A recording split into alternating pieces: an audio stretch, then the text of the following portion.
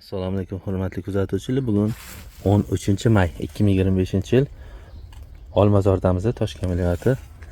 Xo'sh, sonamizga Syngenta kompaniyasining Headway bodring drogaylari ekilgan edi. Tashlari polностью terilgan. Har bitta bog'oma simgacha ham kelgan o'zi mana. Mana mevalarni ko'radigan bo'lsak, o'rtacha 8-10 sm bo'lgan. Bo'g'imida kamida 2 ta ustidan mevasi bor.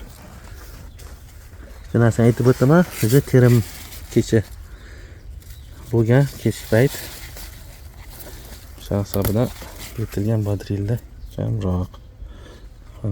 Mevalari hosildorligi juda ham yuqori. Bo'g'imlarni ko'radigan bo'lsak, har bitta bo'g'imida o'rtacha hisobda 3 tadan hosil beryapti. Bu simga kelgan holati o'zi bodringni. Shunga qaramasdan yomon emas. O'rtacha 2700 ta ko'chat ekilgan ekan sonamizga. Endi oddiy issiqxona paskini kuniga 600 kilodan teryapmiz deyapti.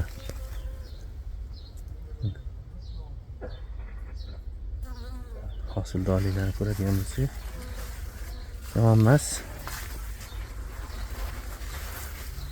Yana mevalar sekin pastdan yetilganlari bor.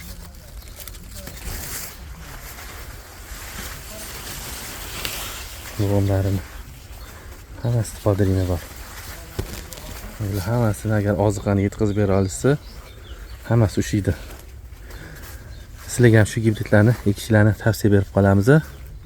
Syngenta kompaniyasining Headway bodring drogaylari mevalari Toshkent viloyatida.